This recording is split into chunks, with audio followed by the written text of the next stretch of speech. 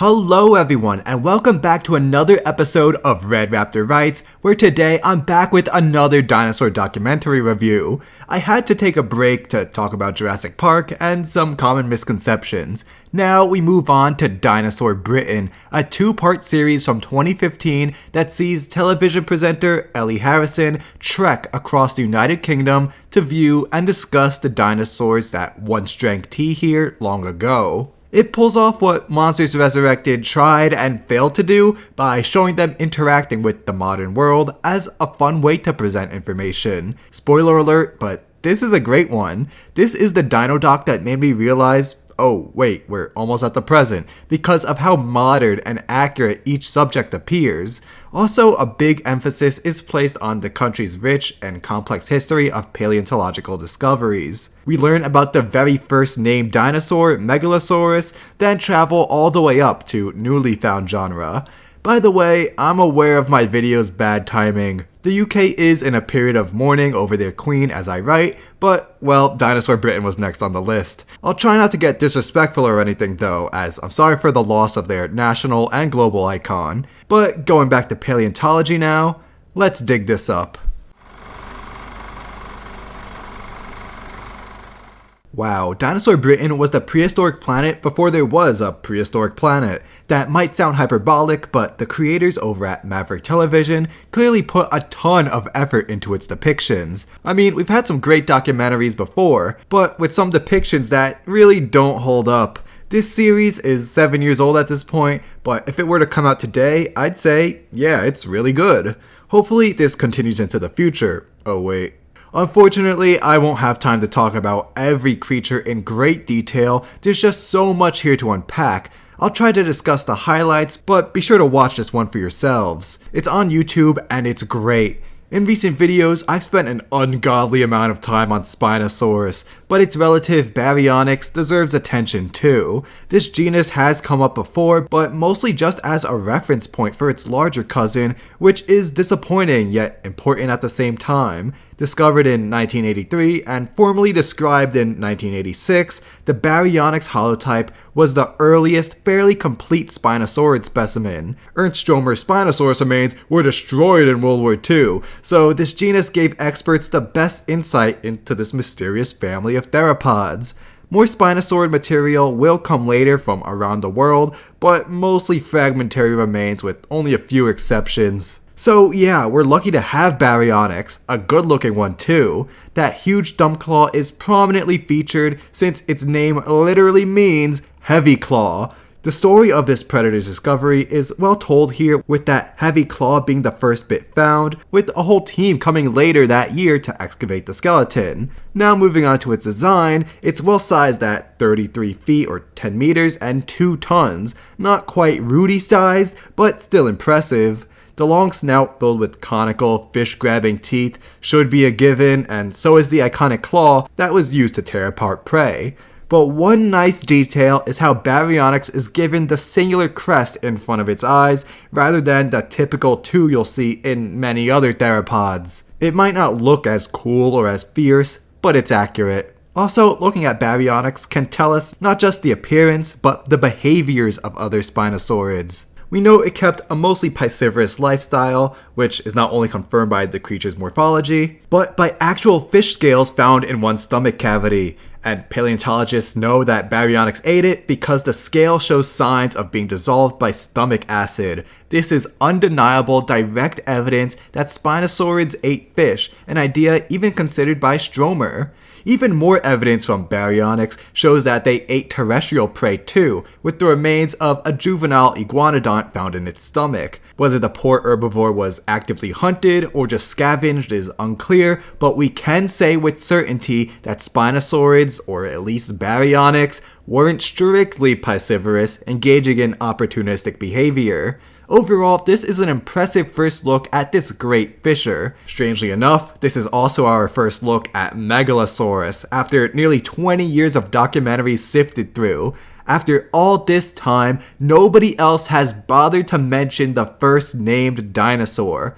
Luckily for us, Dinosaur Britain gets Megalosaurus right. And for the record, this is the species Bucklandi, not M. saharicus, not M. weatherly, not M. crenatissimus, and not M. parkeri.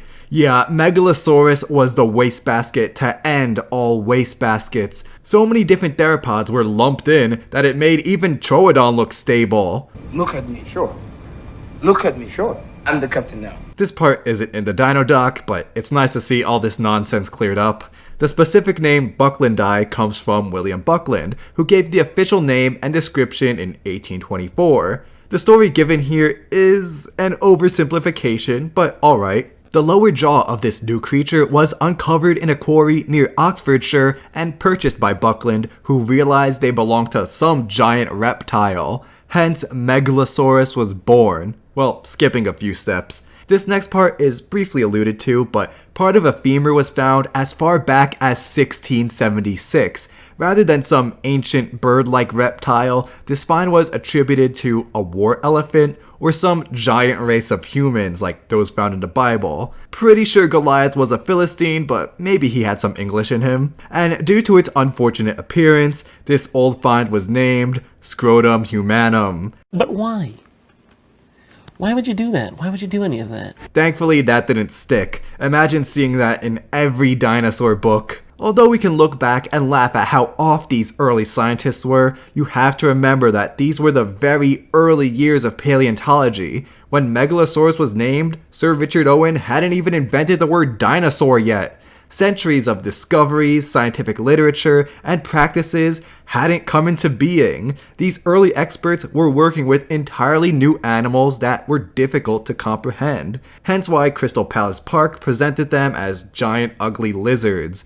Today, nearly 200 years after its description, we still don't have much material from this species. Fortunately, we have more from other megalosaurids to fill in some blanks. So while the actual predator is still fragmentary, we can get a general overview from the likes of Torvosaurus and Eustreptospondylus. If Dinosaur Britain just wants to make it a smaller Torvosaurus, nobody's taking out their pitchforks. Like other early dinosaurs, Iguanodon and Hylaeosaurus, how it's depicted relies largely on the paleontological views at any given time. As our understanding went from giant freakish lizards to tripodal kangaroo reptiles to bird-like and bipedal, Megalosaurus changed too. It's always reflected dinosaur depictions as a whole. This genus is whatever paleontology needs it to be. Another dubious species is M. destructor, which would in the 1850s be renamed by our buddy Richard Owen as Netestes, which shows up here. The main paleo consultant, Dean Lomax, goes over the confusing classification history. Owen originally thought of it as a lizard and later changed his mind calling it a crocodilian. It took nearly 150 years for scientists to determine that Netestes was a dromaeosaurid, probably a velociraptorine, which is how it appears here. With only some teeth and jaw fragments, yeah, the creators didn't have much to go on, so we're basically given a velociraptor that drives backwards. It's nice to see some fully feathered raptors, which you would hope was more common in dinosaur documentaries, but gotta appeal to the mainstream. We've covered the correct look of dromaeosaurids many times now, and it's very close to this, so I can move on to complimenting how this series takes the time to debunk some Jurassic Park myths. I know I'm the guy who hates how JP just has to be mentioned in everything dinosaur related because apparently they're only interesting because of a Spielberg film, but it's not just paid lip service. Myths from the movie are actively debunked and used as a genuine learning experience. You could not live with your own failure. Where did that bring you? Back to me.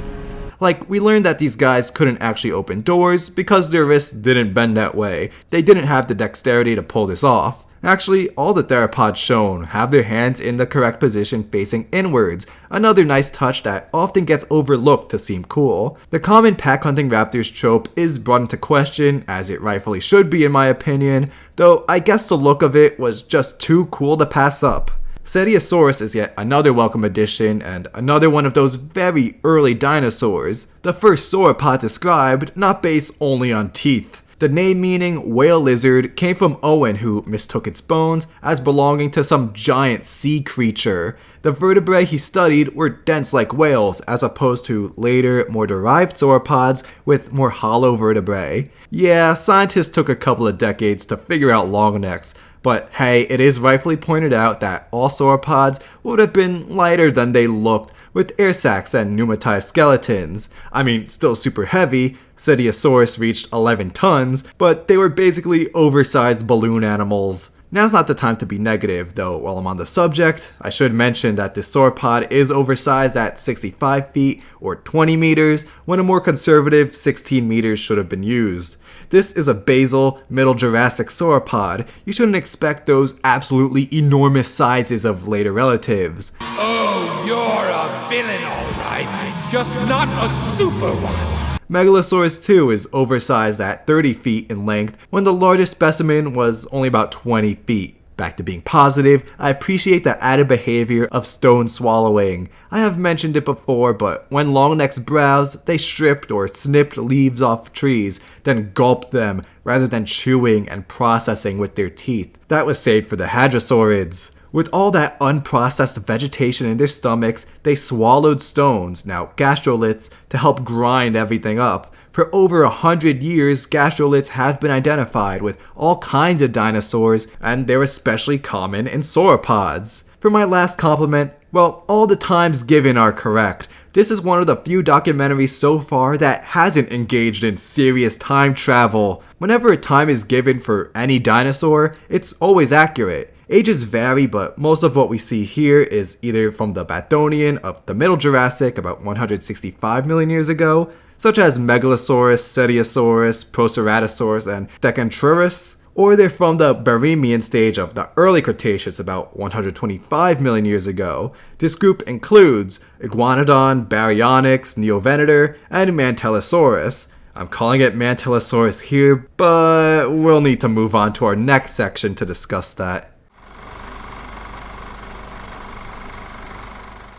Though this two-parter came out only 7 years ago, there's still a bit of outdated information. 2 bits actually. The second episode shows a gruesome battle between Neovenator and Mantellosaurus, based on finding them together as well as them both having some serious pathologies or injuries. We'll talk more about Mantellosaurus emerging from Iguanodon later, but another genus emerged from Mantellosaurus. Dang, this is like dinosaur inception.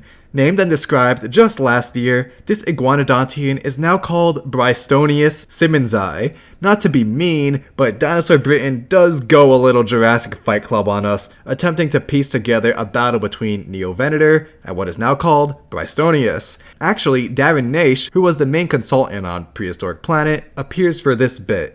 Now, I'm not trying to say that I know more than him or that I'm better, but watch me press X to doubt. This scene wants us to believe that the two fought together, died together, and were buried together. Typical JFC stuff. Well, the battle ends with Neovenator killing and eating its prey. So, if victorious, then how did it die with the Mantellosaurus? More skepticism comes from various pathologies on the carnivore showing signs of healing, like extra bone growths.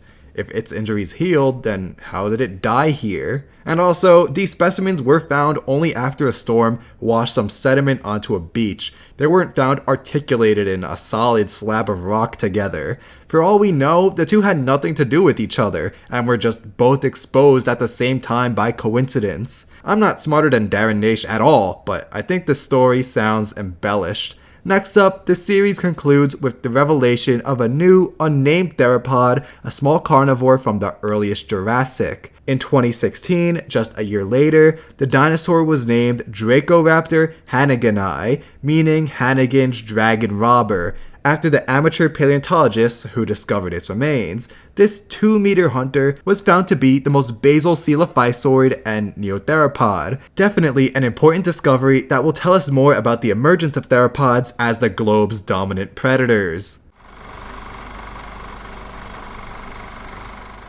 Now, with all the praises I sung, also come a few shortcomings that the creators should have known at the time. Oddly enough, Iguanodon, a renowned English dinosaur, isn't really English anymore, so its appearance in Dinosaur Britain is odd. Pack your things.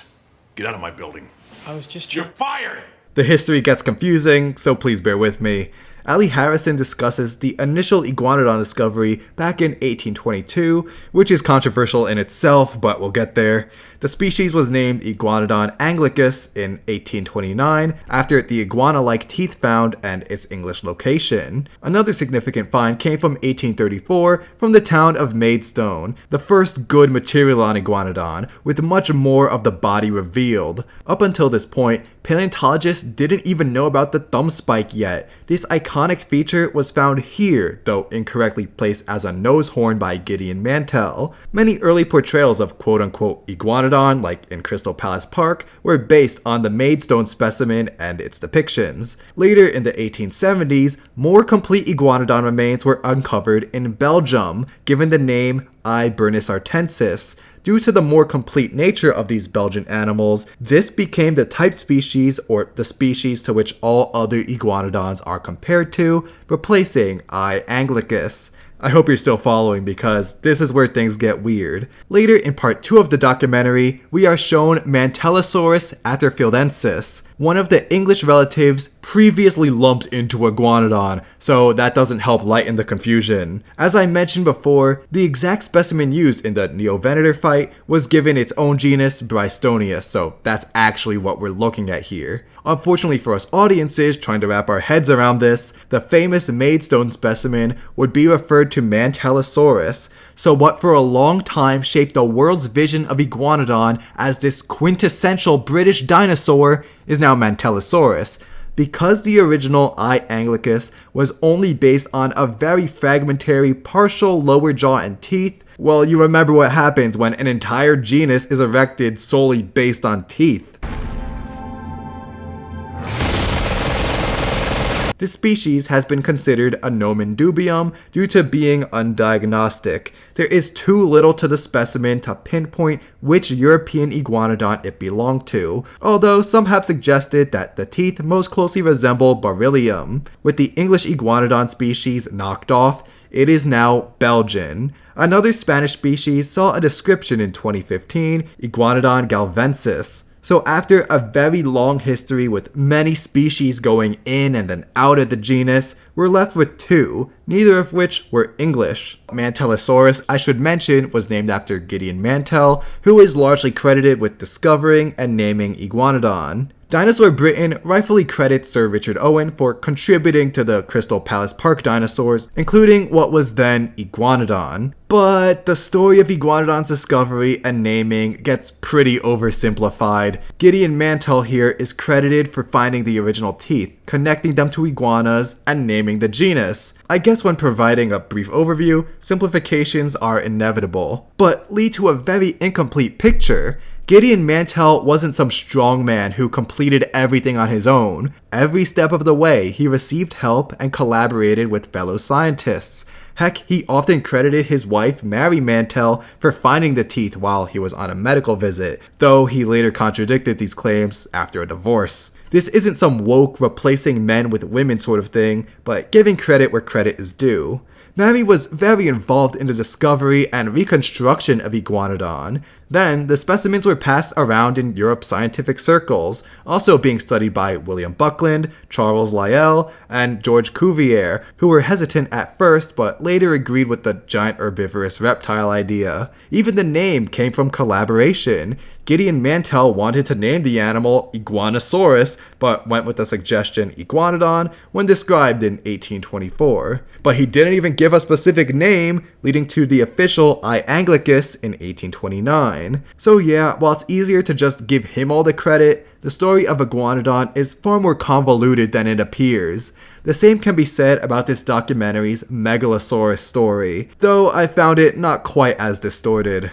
I know I just spent a long time on the negatives, but that's not because they're so numerous or so terrible. They're just complicated and need lots of explaining, so try not to take it the wrong way.